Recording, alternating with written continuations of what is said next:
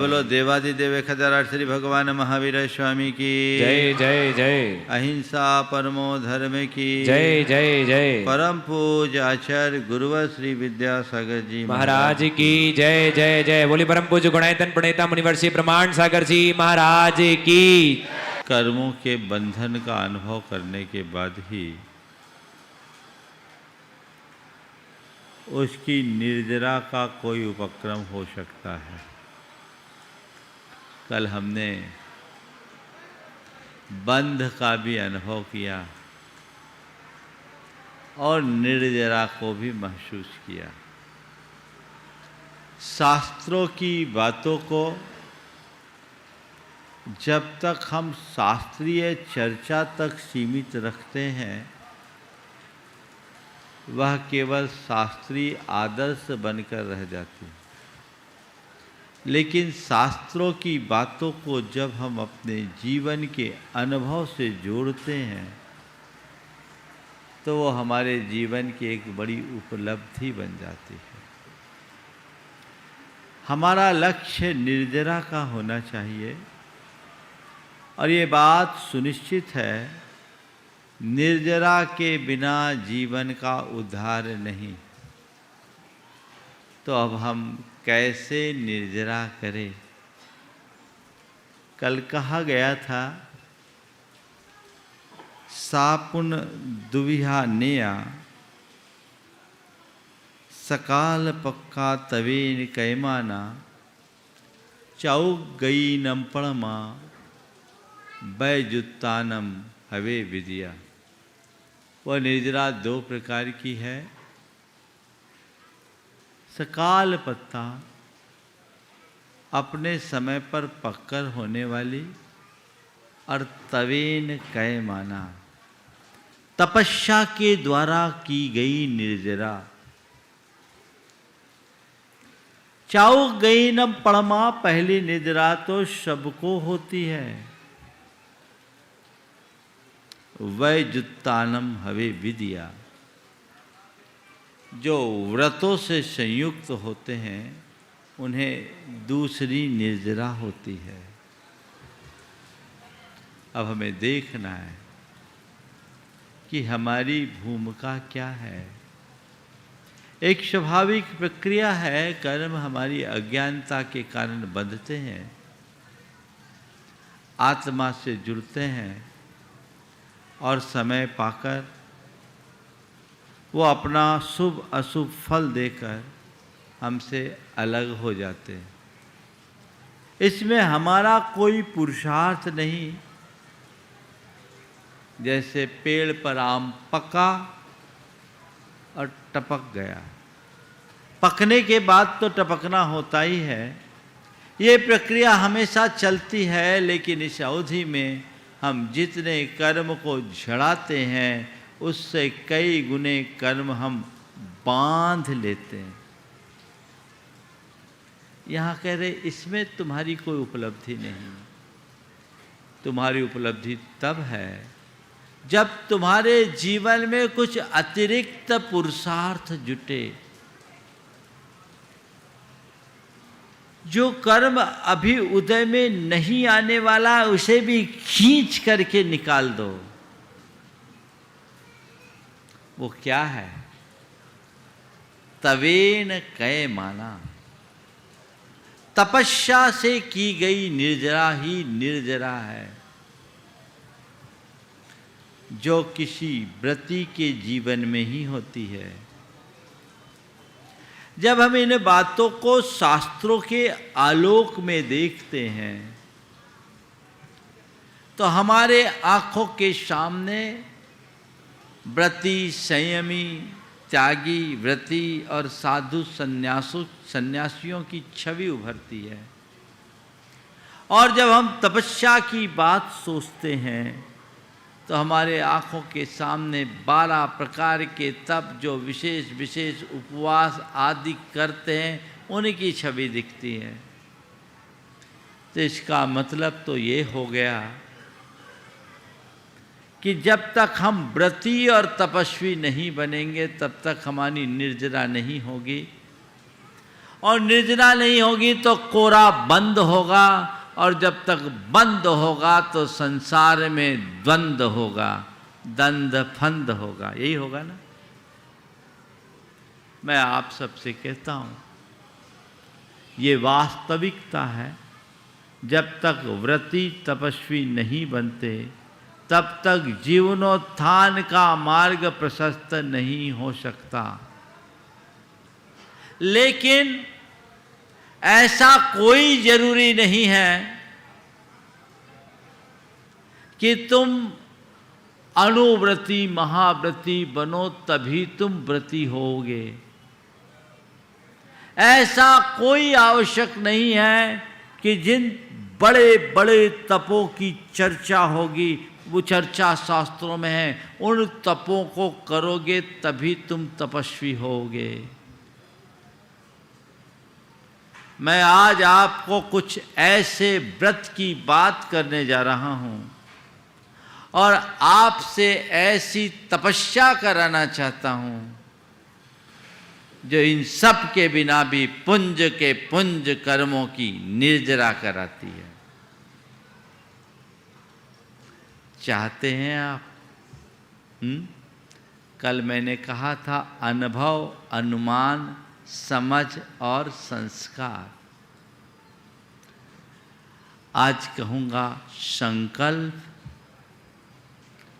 शक्ति, समस्या, तपस्या। संकल्प, शक्ति, तपस्या, समस्या, इन्हें थोड़ा गहराई से समझिए। व्रत क्या है? मन का संकल्प। आप अपने कर्मों की निर्जरा चाहते हैं, एक संकल्प अपने हृदय में जगाइए कि मैं प्रतिक्रिया मूलक जीवन नहीं जीऊंगा, सहजता से जीऊंगा, साक्षी भाव से जीऊंगा, शांत रहूंगा। इसमें कुछ करना है, ये आपका व्रत बन जाए। कौन सा व्रत?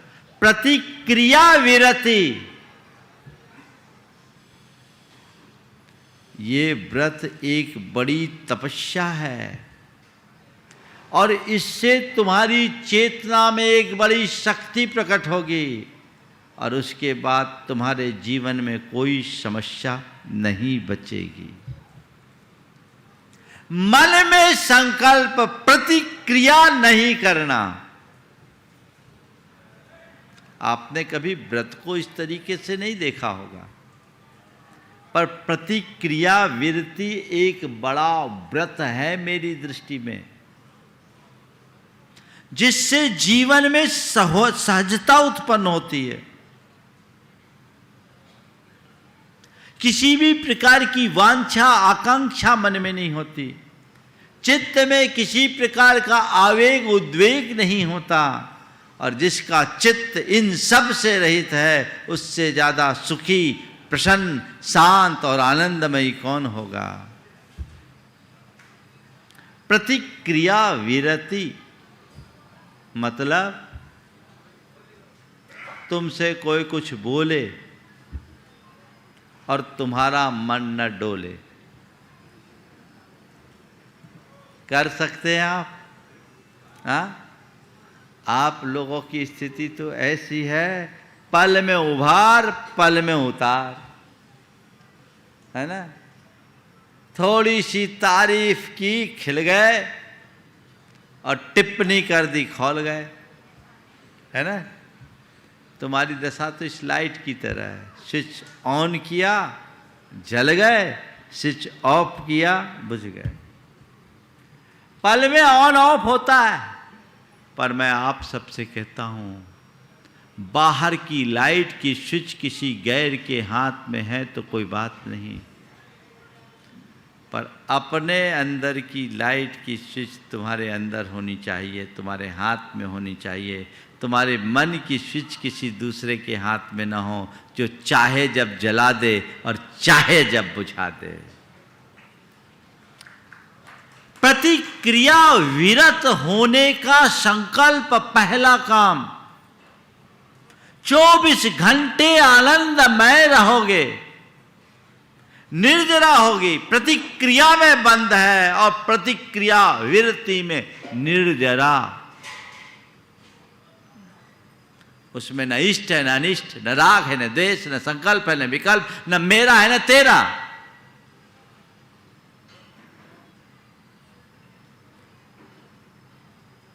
उस जीव के सतत निर्जरा होती है। आचार्य कुंद कुंद इसी प्रतिक्रिया विरति का उल्लेख करते हुए कहते हैं, उपन्नोदय भोगे वियोग बुद्धि यतस् सो नित्यम कंखामनागदस्य जम कुणदी सब निजरम मेदी। इस आशय की बात कि कुछ भी उत्पन्न हो रहा है, उसको वियोग बुद्धि से मात्र देख रहा है, जान रहा है, प्रभावित नहीं हो रहे हैं। उस व्यक्ति के लिए सतत निर्जरा होती है। वो सुख दुख सामने आता है, उसको जानता है, लेकिन उससे प्रभावित नहीं होता। अपने अंतर मन को टटोल करके देखो, 24 घंटा चित्त प्रतिक्रियाओं से भरा रहता है। होता है, उसने ऐसा कह दिया, उसने वैसा कर दिया, अब ऐसा होगा, अब वैसा होगा, मुझे ये करना है, मुझे वो करना है। प्रतिक्रियाओं से प्रभावित होना और प्रतिक्रियाएं करना, ये दोनों हमारी बड़ी दुर्बलता है। और ये दुर्बलताएं हमारे अंदर, हमें अंदर से तोड़ डालती है। तटस्थ रहने के आदी बनिए, अभ्यासी बनिए।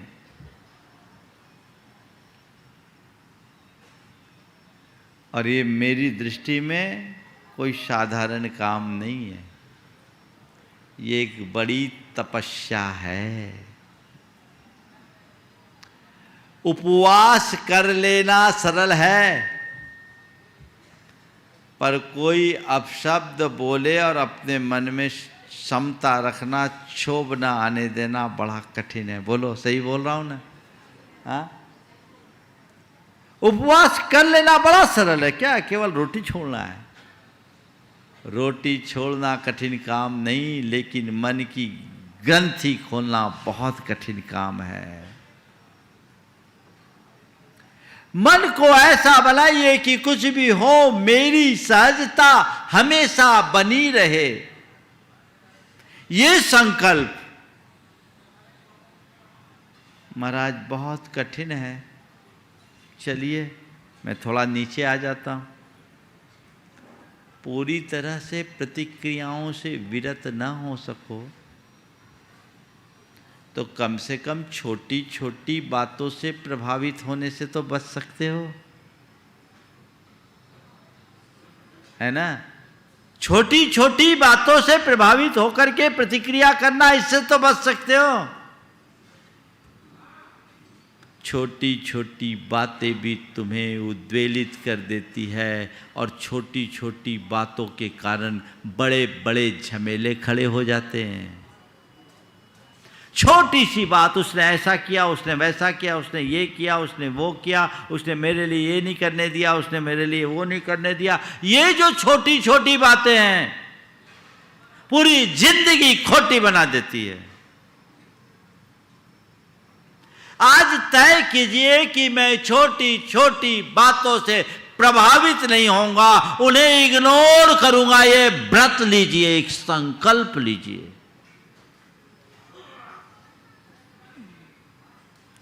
बहुत ये भी कठिन लगता है क्या? हाँ, छोटी बात, किसी ने कुछ कह दिया, अरे हम तो जाना चाह रहे थे, शिखर जी जाना था, हमारी इच्छा तो थी, पर उन्होंने हमसे कहा नहीं, उससे कहा। अरे भैया, शिखर जी जाना था, हमसे नहीं कहा तो तुम कह देते कि भैया हम भी चलेंगे। होता है। ये कौन करता है गड़बड़? ये कौन करता है? जिसको हमने अपने हृदय में बिठा रखा है। वो कौन है? वो कौन है? ईगो। वो है हमारे भीतर का अहम, जो हमें उद्वेलित करता है। एक अच्छे पुण्य लाभ का अवसर था, सब लोग आ रहे थे, मन भी था, और सामने वाले ने कहा नहीं महाराज, कहा तो था पर जाते समय फोन नहीं किया। जैसे आप बाराती हो, है ना? ये क्या है? मन की दुर्बलता है। मुझे तो एक दिन बड़ी हंसी आई कि एक परिवार आया वंदना के लिए, उनमें उनके समधी भी साथ में थे, अलग अलग कमरे में रुके हुए थे। परिवार तो वंदना के लिए निकल गया, समधी नहीं गया। बोले क्यों नहीं गए? बोले वो हमें जाते समय कहा नहीं कि चलो। अब ऐसे को कौन क्या कहेगा बताओ? कितना अज्ञान है, यहां तक आ गया और कमरे में पड़ा है, बोले हमसे नहीं कहा। हे भगवान, ऐसे लोग क्या करेंगे? मैं आप सबसे कह रहा हूं, छोटी छोटी बातों से प्रभावित न होने का संकल्प लीजिए। मुझे छोटी मोटी बातों को नजरअंदाज कर देना है, घर परिवार की बात हो या जीवन व्यवहार की बात हो। Let us go, ignore it, बस। नजरअंदाज करने की क्षमता। और आप अपने अनुभव को देखिए, जब छोटी बातों को पकड़ लेते हैं तो मन क्या होता है, और उन्हें नज़रअंदाज कर देते हैं तो मनोदशा क्या होती है। महाराज पकड़ लेते हैं तो जकड़ जाते हैं, और नज़रअंदाज करते हैं तो आज़ाद रहते हैं। तय करो क्या चाहिए, जकड़न या आज़ादी? हाँ, आज़ादी। और करते कौन से रास्ते पे चलते हो? एक संकल्प। ये हमारे जीवन की एक बड़ी उपलब्धि होगी। अपने अंतर की समता को बढ़ाने का ये श्रेष्ठ माध्यम है, साधन है। हम लोग बातें बड़ी बड़ी करते हैं, पर काम बड़े छोटे होते हैं। तो व्रत संकल्प किसका? छोटी छोटी बातों से प्रभावित नहीं होंगे। चलिए और नीचे आ जाओ। इतना भी नहीं कर सकते महाराज, प्रभावित तो हो ही जाते हैं। चलिए और नीचे आ जाते हैं। कम से कम इतना कर लीजिए कि छोटी छोटी बातों से प्रभावित हो भी जाए तो नकारात्मक प्रतिक्रिया नहीं करेंगे। क्या ये कर सकते हैं? नकारात्मक प्रतिक्रिया नहीं करेंगे, किसी के प्रति रोष प्रकट नहीं करेंगे, क्षोभ प्रकट नहीं करेंगे, अपने मन को अशांत नहीं होने देंगे, उल्टी बात को भी सीधे अंदाज में लेंगे। ये संकल्प ले सकते हैं आप? बोलो। पहली बात, प्रतिक्रिया से विरत होना। चलो वो संभव नहीं, हमने कॉम्प्रोमाइज कर लिया। अब चलो छोटी छोटी बातों से प्रभावित नहीं होना, वो संभव नहीं, हमने और कॉम्प्रोमाइज कर लिया। कम से कम इतना तो करो कि नकारात्मक प्रतिक्रिया से बचेंगे, नकारात्मक प्रतिक्रिया नहीं करेंगे। ये संकल्प ले सकते हो? और ये भी नहीं कर सको तो फिर हम क्या करें? चुल्लू भर पानी में। और क्या है? और क्या है? इतना भी नहीं कर सकते, यहां काय को आए हो?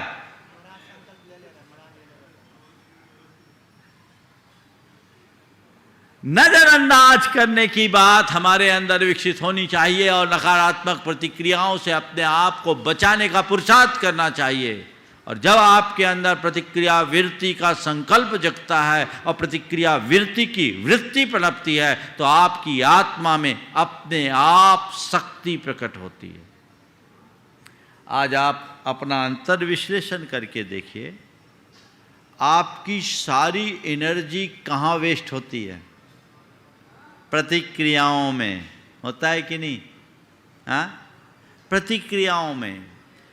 औरों की प्रतिक्रियाओं से आप प्रभावित होते हैं और उसके बाद जो आप प्रतिक्रियाएं करते हैं ये आपकी शक्ति को छीन करती है, मन से और चेतन तीनों स्तर पर कमजोर बनाती है।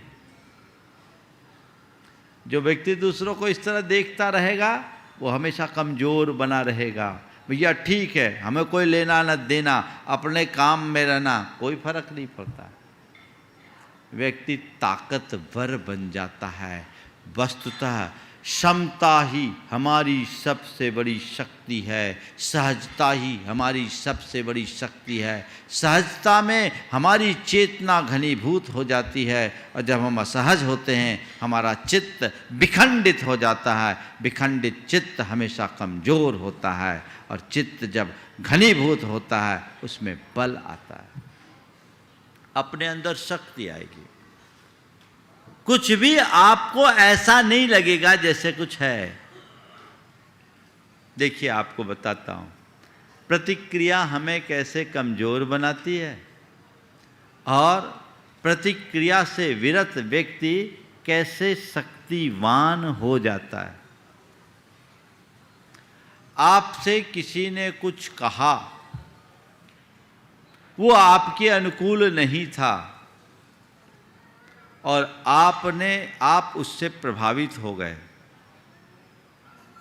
जैसे सपोज किसी ने आपसे गधा कहा। क्या कहा? क्या कहा? थोड़ा जोर से बोलो। हाँ, मैं नहीं कह रहा हूं, अभी कोई कह भी नहीं रहा है, पर किसी ने मान लीजिए गधा कहा और आप उससे प्रभावित हो गए और आपके अंदर प्रतिक्रिया होनी शुरू हो गई कि उसने मुझे गधा कहा। अच्छा, क्या समझ रखा है? मुझे गधा समझता है, मैं उसको सबक सिखाऊंगा। मुझे गधा बोलता है, औकात दिखा दूंगा।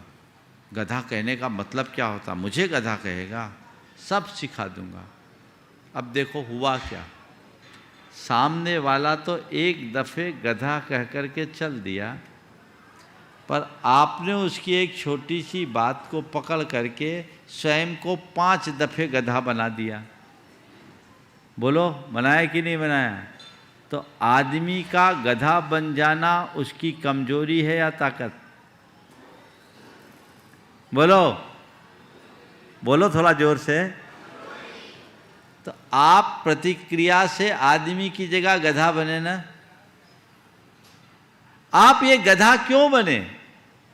आज मान लीजिए किसी का नाम रामलाल है और हम श्यामलाल को बोलें, श्यामलाल को आवाज़ दें, तो रामलाल का ध्यान मेरी तरफ आएगा क्या? क्यों? जब मैं हूँ ही नहीं, मैं उधर देखूँ क्यों? लेकिन मैं जब रामलाल की जगह श्यामलाल का नाम लूँ और रामलाल अपने आप को श्यामलाल मानने लगे तो क्या करेंगे? बोलो। तुमसे किसी ने गधा कहा और तुम्हारे भीतर ये जो प्रतिक्रियाएं आई, आखिर क्यों आई? क्योंकि तुम्हारे अंतश्चेतना में कोई ना कोई गधा बैठा है और तुम ये मान रखे हो कि मुझे ये गधा मान रहा, मैं गधा हूं। थोड़े गहराई में जाने की बात है, इसे ऐसे समझ में नहीं आएगा। तुम उससे प्रभावित क्यों हुए? वो तुमने कहीं अपने अवचेतन में इस गधे को बना रखा है, यानी इन्फीरिटी तुम्हारे भीतर है और वह अवचेतन मन तुम्हें कमजोर बना रहा है, बना रहा है। और जो उससे अप्रभावित है, गधा कह दिया, हम गधा है ही नहीं तो सोचे क्यों? कह दिया सो कह दिया, हम उधर ध्यान दे क्यों? और फिर दूसरी बात, जब मनुष्य प्रतिक्रियाओं में जीने लगता है तो फिर क्या करता है? सामने वाले की लाइन को छोटी करने में अपनी ताकत लगाने लगता है, अपनी लाइन को लंबी करने की चेष्टा भूल जाता है। वहीं उसकी ग्रोथ रुक जाती है, वो वहीं के वहीं थम जाता है, वो वहीं जकड़ जाता है, क्योंकि उसका जीवन प्रतिक्रिया मूलक है। और अगर आप और बातों को इग्नोर करके अपने लक्ष्य और संकल्प की तरफ बढ़ते हैं, सतत उन्नतिशील होते हैं, सतत प्रगतिशील होते हैं, आपकी ग्रोथ दिनों दिन बढ़ती है। तो क्या हुआ? प्रतिक्रिया हमें कमजोर बनाती है और प्रतिक्रिया वृत्ति से हम सबल बनते हैं, हमें शक्ति मिलती है। समझ में आई कि नहीं आई बात? कमजोर मत बनो। एक्चुअल में कमजोर व्यक्ति ही प्रतिक्रिया करता है और प्रतिक्रिया से और कमजोरी आती है। अरे भैया वो क्या कहेगा, वो कैसा कहेगा, वो क्या कहेगा, उससे क्या होगा, मुझे जो करना है वो देखो। कमजोर लोग ये देखते हैं कि लोग क्या कहेंगे, और मजबूत आदमी ये देखता है कि मुझे क्या करना है। लक्ष्य को देखो, लक्ष्य की पूर्ति के लिए प्रयत्नशील रहो, तो संकल्प से फिर शक्ति विकसित होती है। आपने प्रतिक्रिया वृत्ति का संकल्प लिया, आपके अंदर सामर्थ्य विकसित होने लगी, आप शक्तिमान हो गए, क्योंकि हर संकल्प में शक्ति है। मनुष्य जैसा संकल्प लेगा उसके जीवन में वैसी शक्ति आएगी। ठीक है।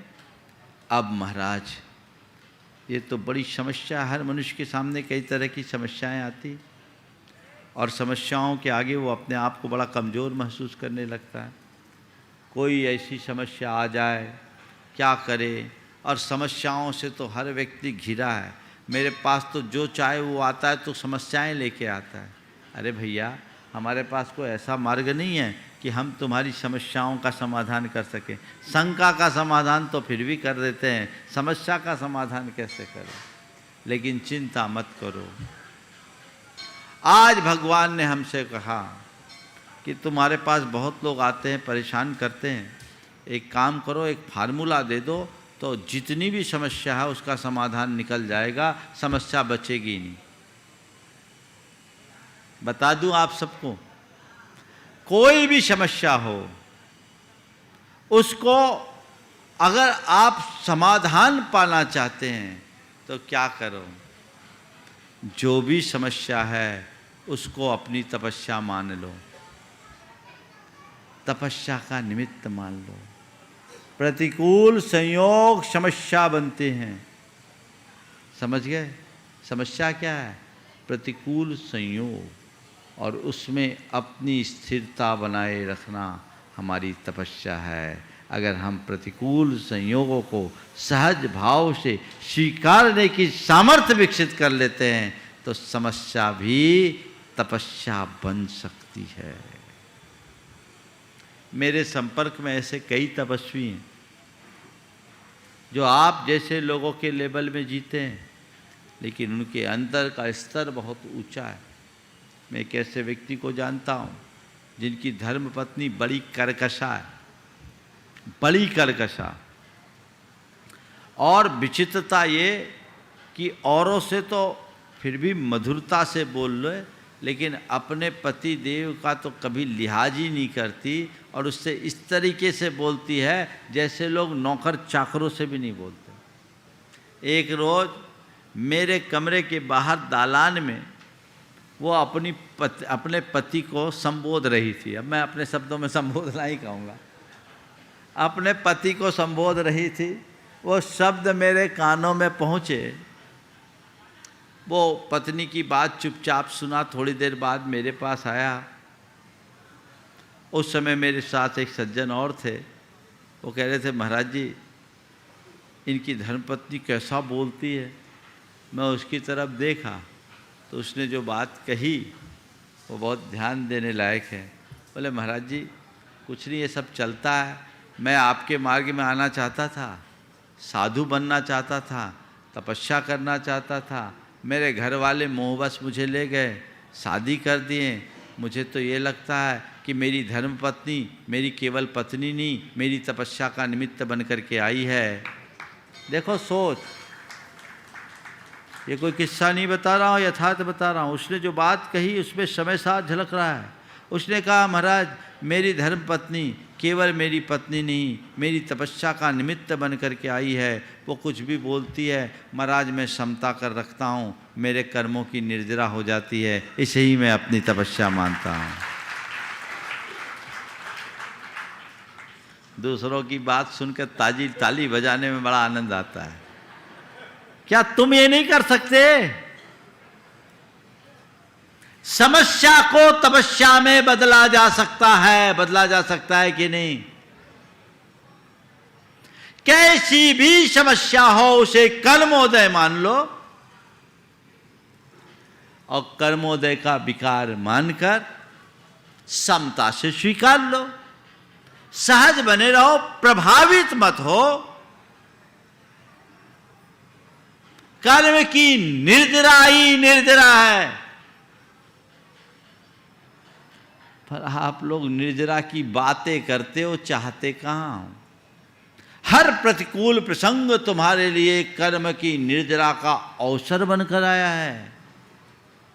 ऐसी समझ अपने भीतर विकसित करो। साधारण व्यक्ति हर अवसर में कठिनाई का अनुभव करते हैं और ज्ञानी व्यक्ति हर कठिनाई में एक अवसर ढूंढते हैं। अगर तुम्हारे भीतर समझ है, ज्ञान है, तो तुम हर प्रतिकूल प्रसंग में एक अवसर देखोगे कि ये मेरे लिए अवसर है, मुझे इस अवसर का लाभ उठाना है और अपने जीवन को बेहतर बनाना है। ऐसा पुरुषार्थ क्यों न किया जाए? कर सकते हैं कि नहीं कर सकते? ना हम तुम्हारा खाना छुड़ा रहे हैं, ना पीना छुड़ा रहे हैं।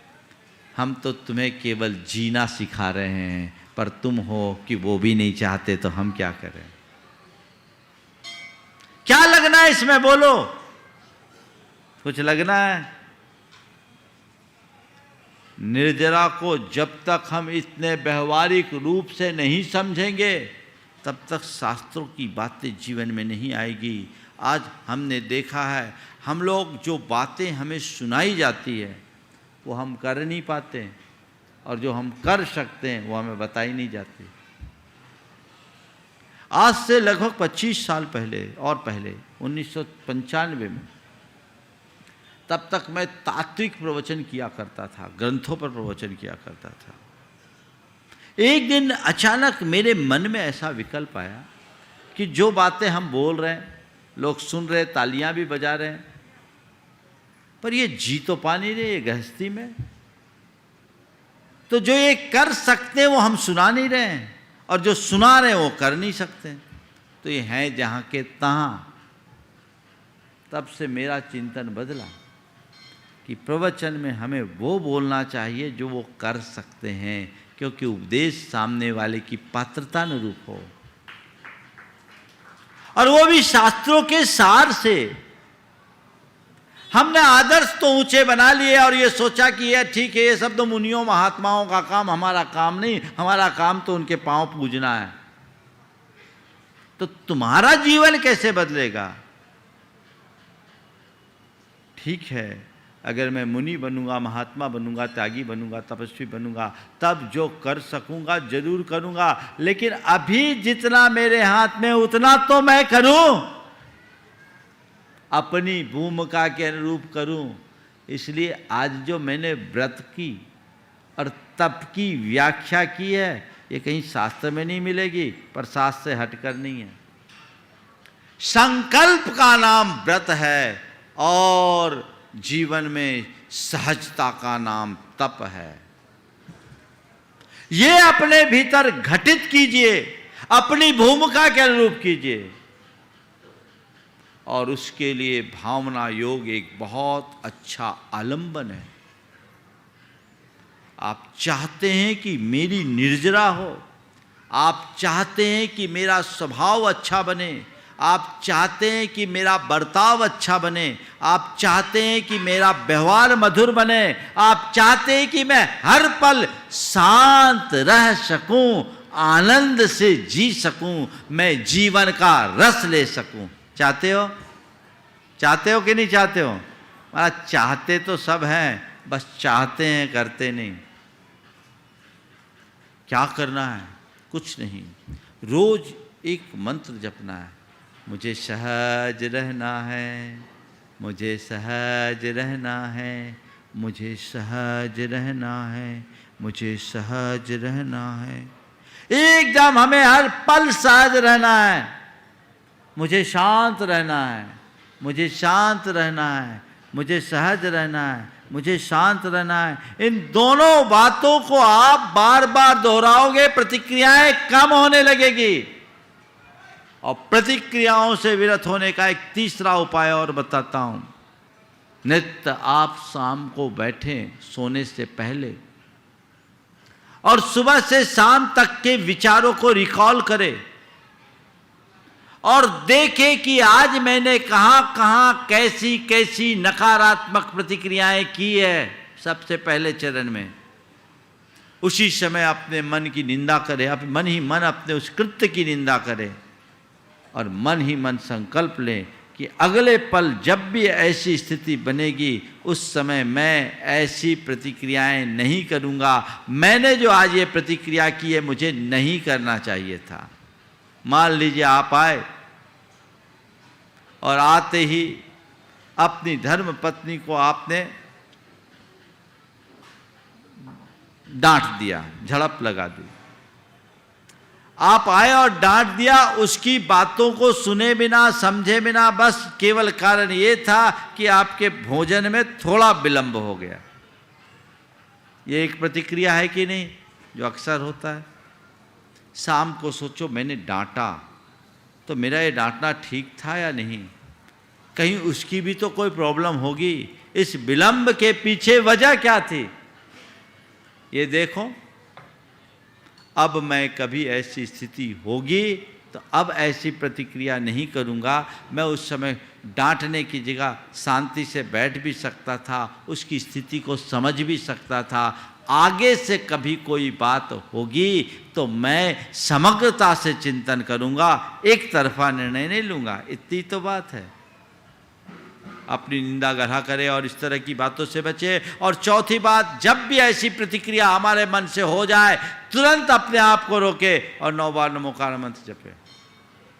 और फिर धीरे धीरे आपके पास ऐसी स्थिति आएगी कि कोई भी प्रतिक्रियाएं आएगी आप हंसकर टालने लगोगे। पति आया, भोजन मांगा, पत्नी ने कहा आप आधा घंटा रुको अभी भोजन तैयार हो जाएगा, 10 मिनट रुको अभी भोजन तैयार हो जाएगा। 10 मिनट की धैर्य नहीं थी, बोला तुम्हारा तो कुछ नहीं, मैं तो चला बाहर खाने।